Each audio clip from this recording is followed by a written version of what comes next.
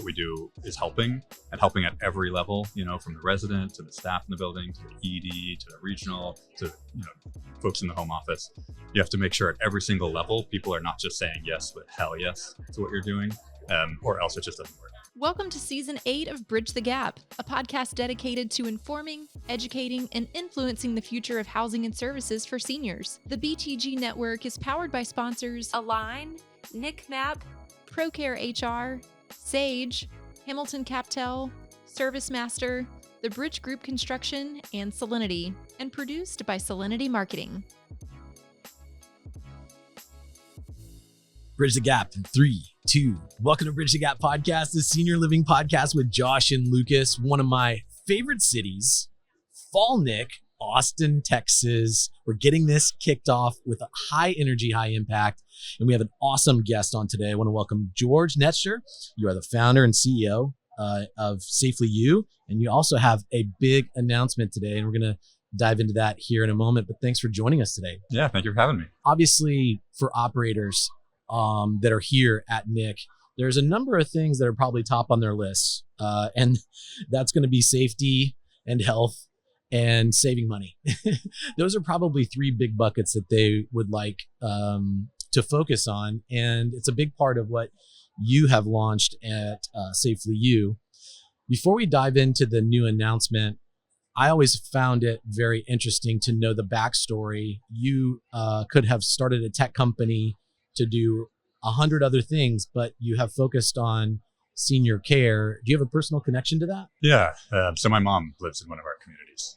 So going back 10 years, we knew my mom was genetically predisposed for Alzheimer's, and her big sister had it, has now passed. Her mom had it, has now passed. So it kind of always played a role in our family, and just saw how, my parents are immigrants from South Africa, and living away from their family and seeing all the challenges and how do you manage that, the level of guilt associated. You're trying to care for your kids, you're struggling with, I'm not there for my mom. That was a lot of the genesis of I want to build what I want so that by the time my mom is there, I'll have kind of the platform in place that I want. So that's really been the journey. It's just how do I make sure I have what I want for my mom? And so now she's, in one of our communities and all of that stuff. And I'm really happy to be where we are. So SafelyYou, a lot of people, I would say the majority of people at this event have now heard of SafelyYou. Many of your clients and you're in communities, but you've been at this a long time. So tell us a little bit about that grind and to bring us up to modern day. Yeah, we don't get the SafelyWho anymore. Or when I was first starting the company, this idea of putting a camera in somebody's room was a crazy idea, is a crazy idea. But we could see how much it really helped the folks we were serving. And it was just I knew, for my mom, it was if she can't necessarily advocate for herself, I need a way to give her a voice. And that was the core premise is how do I give her a voice when she, over time might not be able to tell us exactly what she needs. And we see that in senior care in general, that we have a lot of vulnerable folks who can't necessarily give the hey, I could use a little bit more help with this thing, or I'm spending a little bit more time isolated, things like that. And there's a lot of opportunity for us to kind of give folks a voice, show those blind spots that folks, might not have. So you asked about kind of the early days. We went one step at a time. So it started as my PhD research at Berkeley. I had the good fortune, little humble brag here, getting accepted everywhere for a computer science PhD. I turned down Harvard, Stanford, MIT, went to Berkeley because I found faculty that were also affected by Alzheimer's disease. And so the goal was just, there's got to be some way to combine these new tools in AI to support folks with Alzheimer's. So I was this very weird PhD student, no intention of getting a PhD. I wanted to drop out as soon as we could find a way to help. But also everybody else is working on self-driving cars and all the stuff that you're seeing come to fruition now. And I'm spending time in assisted living communities. And, how do I spend time with older adults and find a way that I can help? So we actually worked on 3 different projects, and this was the one where we saw the jaw-dropping reaction from, I remember the first ED we worked with. It was do you know what we have to do with unwitnessed falls? We used to be able to send a staff member with a resident out to the emergency room, but nobody is staffed to be able to do that these days, right? And so it's if we find somebody on the ground and we don't know what happened, it's called an unwitnessed fall, and when in doubt, send them out. We send them to the emergency room. And that is so hard for so many reasons. So that was the first aha, okay, we can really help there. So we showed with that first community an 80% reduction in the number of falls. We wanted to make sure that was reproducible. That's been a lot of our journey, is like going one step at a time, really making sure what we do is helping, and helping at every level, from the resident to the staff in the building, to the ED, to the regional, to folks in the home office. You have to make sure at every single level, people are not just saying yes, but hell yes to what you're doing, or else it just doesn't work. Right? Staff aren't going to use it, whatever else. And so from those first 10 communities, they became our first customers. I will always have a lot of love for Carlton Senior Living. They were our first early partners. Dave Klutzy, shout out to that team. It's been just amazing. And then we kind of grew from there. It's like back in those early days when we were raising our first rounds of funding, our first round was a $500K round. It was really, really hard. It was really hard because it turns out VCs claim they want to be disruptive, but they want to be disruptive in places where there's already a proven, like the customers, we know who the customers are, we know how they buy, we know they can grow at venture backable rates. We're basically what VCs look for is, can you grow 3x year over year up to 10 million in revenue, and then can you double year over year from there? There was no like Uber for senior living, there's no path. And so we just had this, hypothesis that if the product really helps, we could land and expand. That we'll start in a couple of communities, and come budget season, if it's really helping, we'll go to more places. And so we showed that if you actually have a product that really helps and drives through NOI and staff really love it, then you can kind of earn the right to do more and more. And that's been a lot of our journey. Yeah. What a cool backstory. So we're pretty lucky, me and Lucas here at Nick. I mean, so you get to make sort of an announcement today, and I'm like afraid to let me be the one that it comes off my lips, but I believe it's called the Halo. It's called Halo. So cue the Beyonce music. Yeah, exactly. I'm so glad you said that, because I was thinking that, and I was like, edit that in. Yeah, I was like, that was so cheesy for me to be thinking that, but you said it, and you're a PhD, and I'm allowed to be cheesy. Yeah, you exactly. So it's your thing. So without further ado, just tell our audience about that. Yeah, so people really know us for like safety first, right? Fall management, something bad just happened. How do we respond to it as effectively as possible? That's been a lot of SafelyYou's journey. Halo is really our full building-wide operating platform. So it's an early warning system that we can be very proactive and predictive with resident needs. It gives us the data that we need around staffing, where we have seen a ton of opportunity there. We've got over 3,000 residents that have been using our staffing insights. And the opportunity to really true up what's actually happening in the room to what we thought was supposed to be happening. There's huge opportunity there. But again, doing it in a way that staff love, right? That is key. Like if the staff are pushing back on it, this doesn't work.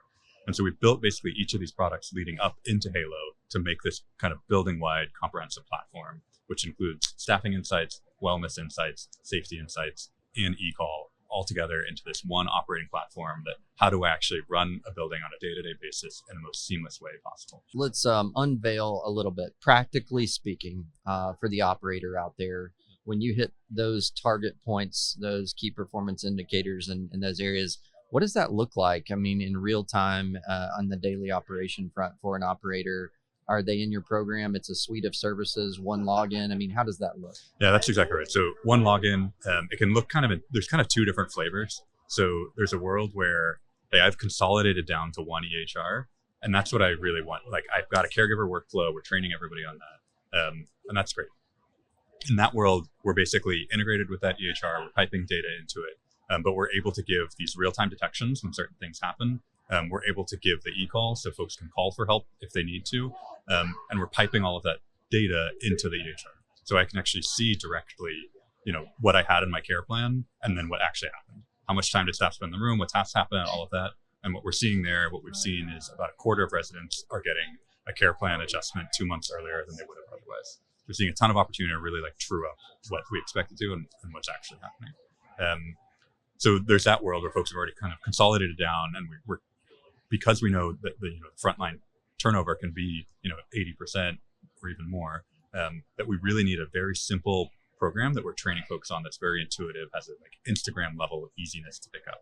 So if you're using an EHR that has that already, amazing. We're piping data into it.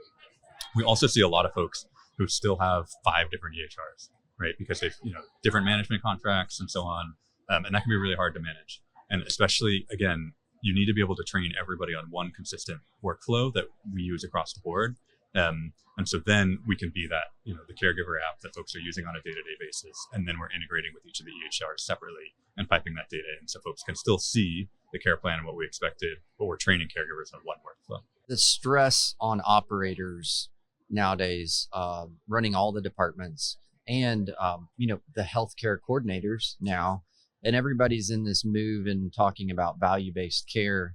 Do you believe the Halo equips operators to sort of have a leg up to be positioned for the value-based care opportunity? Definitely. So I've spent years thinking about value-based care and really this intersection between healthcare and hospitality that is senior housing. And when people in this industry talk about value-based care, they often don't, like, if you're in the healthcare industry, when you think value-based care, you're thinking, I'm taking at-risk contracts, right? So instead of billing fee for service, I am, getting some one bundled payment, and then I'm taking risk. And if it costs more than that to deliver the care, then that's on me, kind of thing.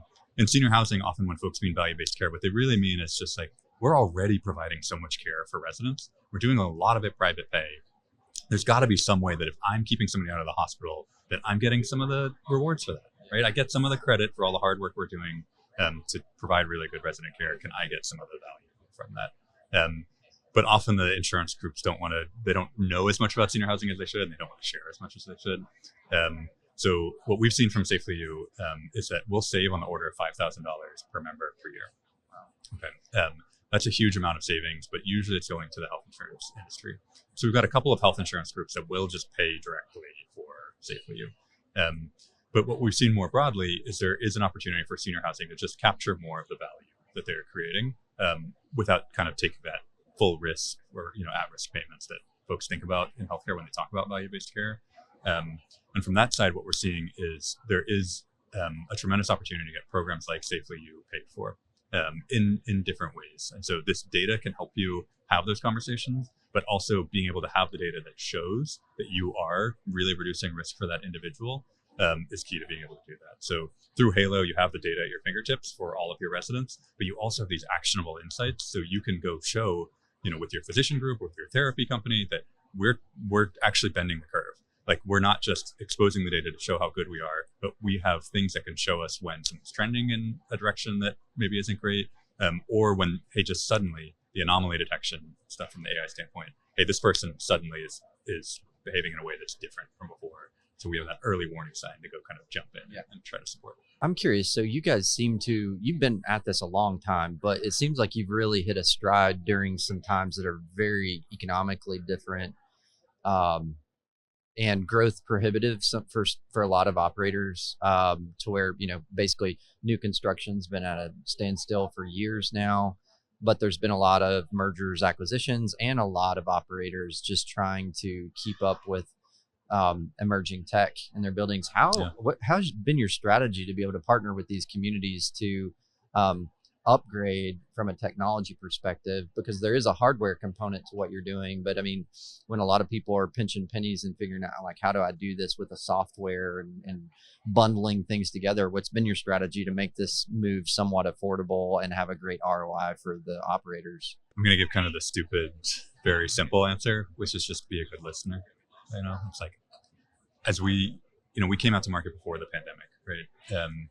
For us, 2020 was really, really hard. Nothing compared to the folks that are in the building that were like putting their life at risk and all of that and all the fear that, we all remember from 2020. But, we were basically not generating a ton of revenue in those days. It was super early stage, and we had to go out and like make sure that we could still, get into buildings and install our system, that folks would still expand it in the same way, that folks would still sign up for it. And so a lot of like the core DNA in this company is about earning the right. And so like we've listened through those really hard times of like, what do we need to show?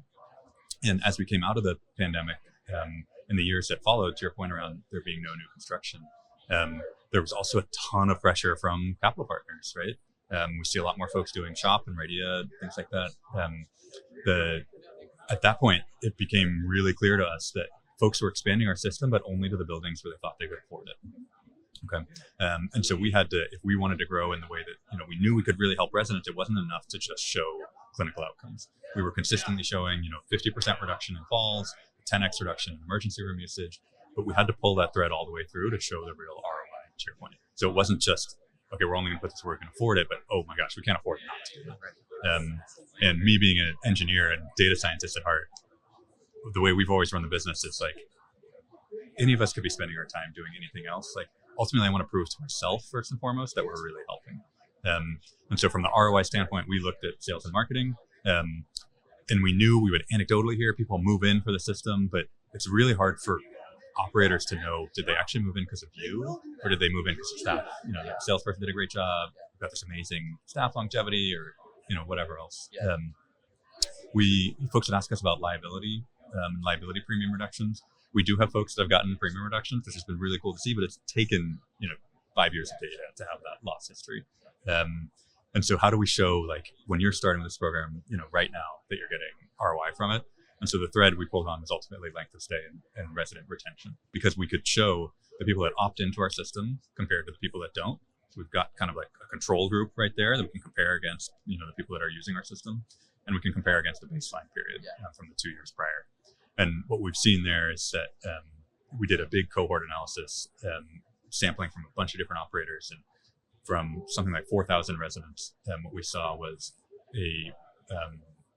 what we're seeing is on the order of a 4-month average increase in length of stay, 4 months from the control group and 6 months from the baseline period.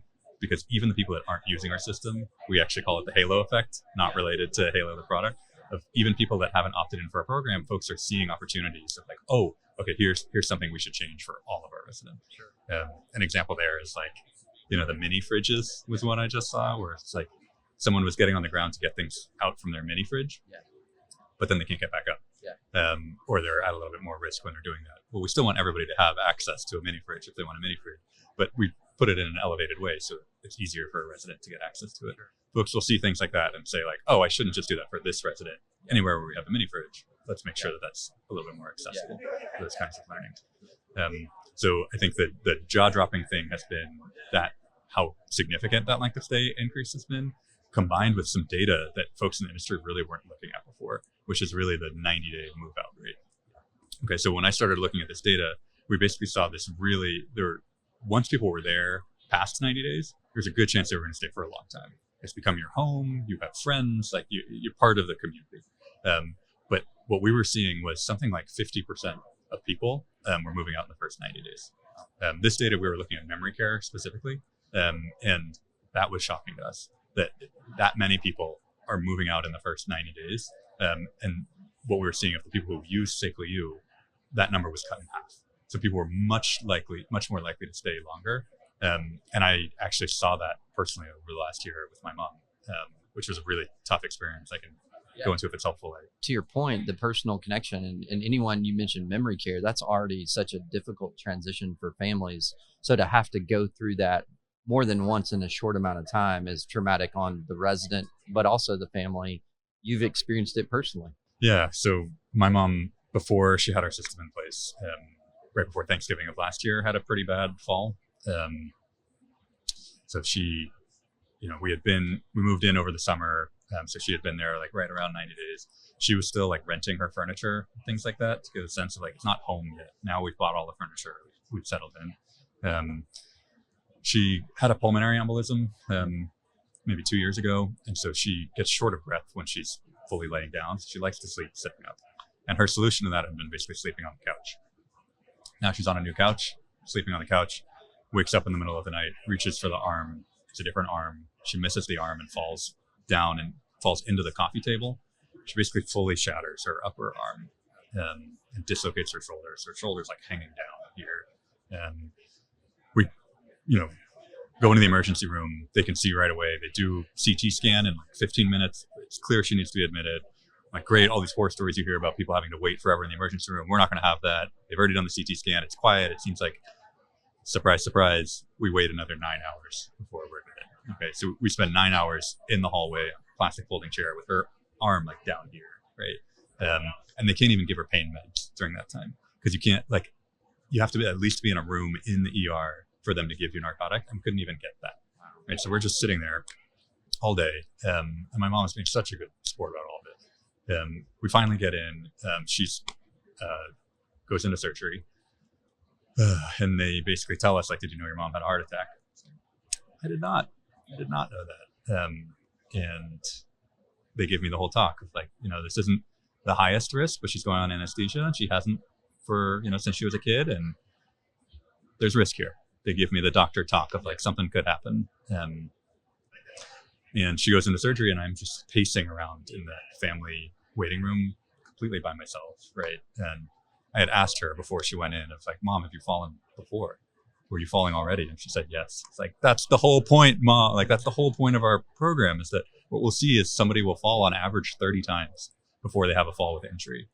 People never knew that folks are running around that much, right? And so that's the whole idea, is if we can see how folks are running around, understand what their unmet need is, and address that proactively, we can make a huge impact in people's lives, right? So you can imagine the level of guilt I'm feeling as I'm pacing around here, right? It's like, Mom, I built this whole thing for you, and I didn't see it. I didn't push harder. And by the way, in that waiting room, there's a TV, and I'm getting ads for other senior housing communities, right? So that's clicking for me. It's like, oh, when people are moving out in the first 90 days, it's like something like this happens, you're in a vulnerable position, and I'm seeing like, we should be doing some tours. Like, maybe I didn't do the right thing, right?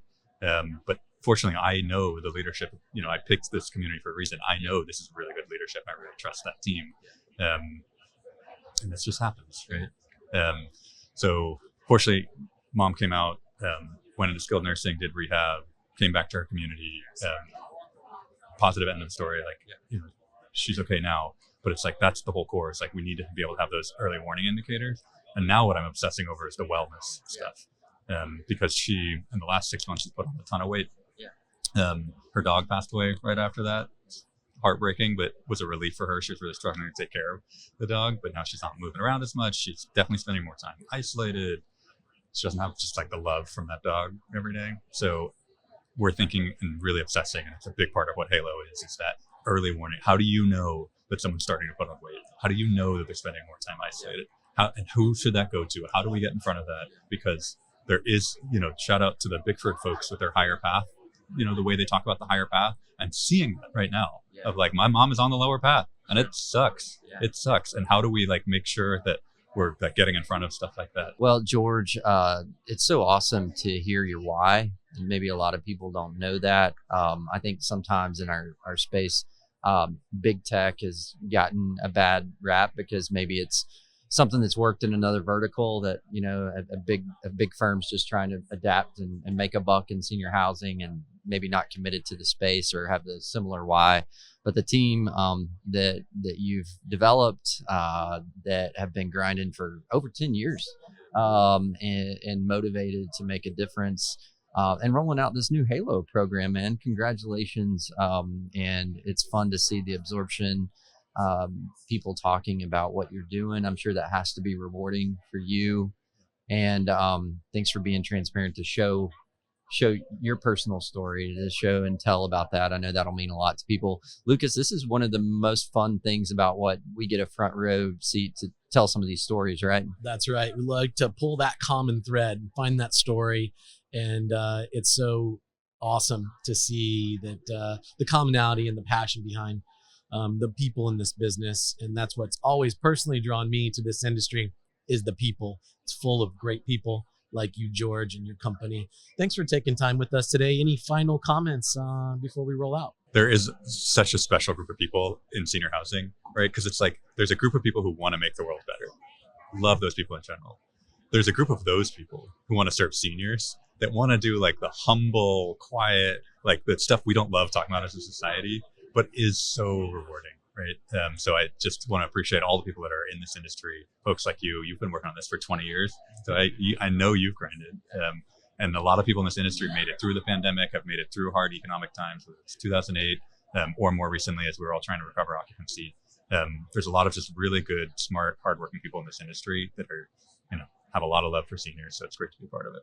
Perfect way to sign off with a big thank you to all the people that do the hard work of caring for older adults every single day. And that's what Bridge the Gap is all about, is telling these stories. If you love this story, go to btgvoice.com, download this and so much more content. Hit us up on LinkedIn. We'd love to hear your story. Thanks for listening to another great episode of Bridge the Gap. Thanks for listening to Bridge the Gap podcast with Josh and Lucas. Connect with the BTG Network team and use your voice to influence the industry by connecting with us at btgvoice.com.